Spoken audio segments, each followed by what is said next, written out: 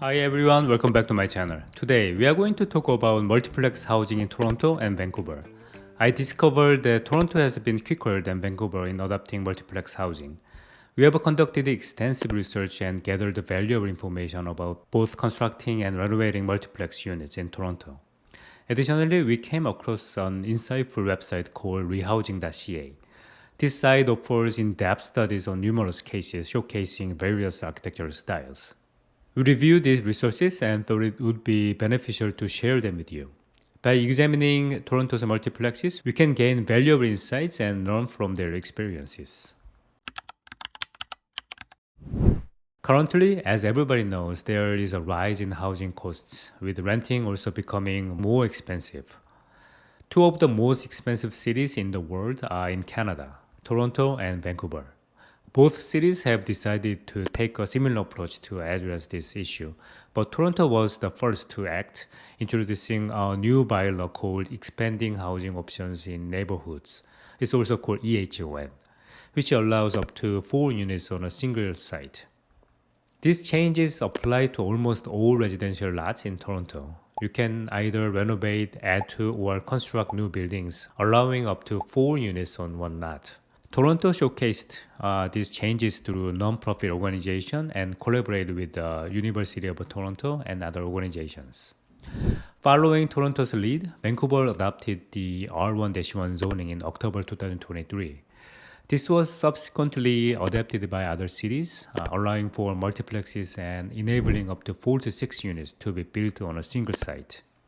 As an architect in Vancouver, I have decided to study the changes in R1-1 and develop my own version of the 8 configuration created by the city, including more detailed elements such as floor plans, elevation sections, and 3D models.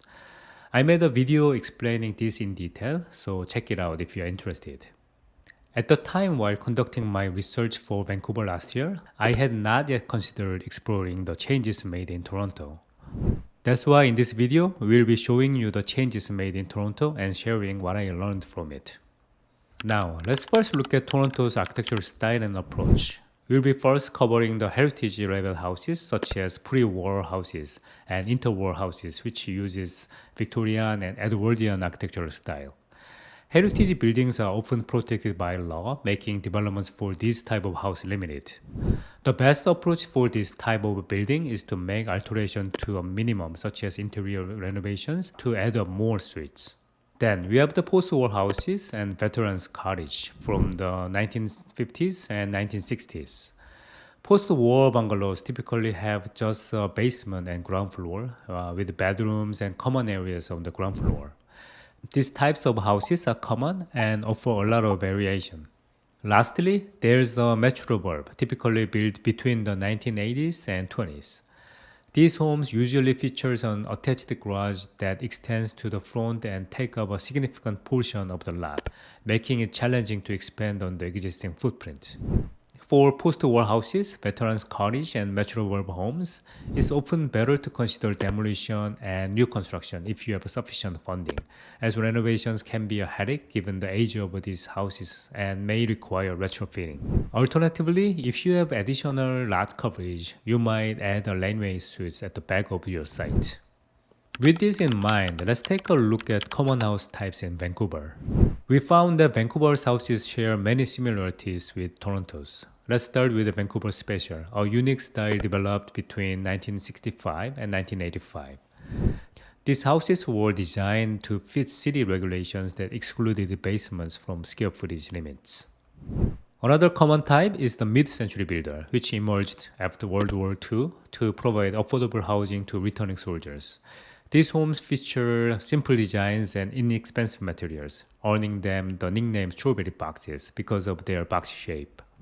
Then we have the rancher. This style has a long, low profile that makes full use of the ground floor and often includes an attached garage. The last type we will look at is the millennium builder. These homes have a boxy two-story design with shallow pitched hipped roofs, often tiled. All those post-war houses without any renovation can be considered for demolition and rebuilding into 4 to 6 units to maximize your profit. Now, let's keep in mind that Vancouver and other cities have many beautiful heritage houses. and altering them would not be within consideration for multiplex development. Most of these houses may be part of city's heritage inventory, which means drastic alterations could be extremely difficult. However, I've seen many heritage buildings undergo renovation. Once it is done, it is extremely rare and beautiful. You can check whether your house is designated as a heritage site on the city's zoning map website. Similar to Toronto, if your house is not a heritage site, demolition and new construction would be ideal if you have sufficient funds. With new construction, you can easily add 4 to 6 units to your site. If your budget is tight, however, converting your basement into a secondary suite could be a good alternative. You might also consider adding a unit at the rear of your lot, such as laneway house, if you have a lane access. I made a video on this as well, so check it out if you are interested. Toronto has conducted a lot of research and was early to regulate changes to address the housing crisis. I think there is a lot to learn here. I hope this video is helpful for your multiplex journey. This is a great opportunity for anyone in the real estate and construction business. The updated zoning regulations are quite complicated and each city has slightly different approach. We are investing a lot of time and energy here so that we are all well informed and ready to provide our clients with best architectural and development consulting, ensuring they can make the best decision. I'm open to any collaboration, so let's study together and research more as readers in these significant changes in the multiplex market. Okay, that's for today's video. Thank you for watching. I'll see you in the next one.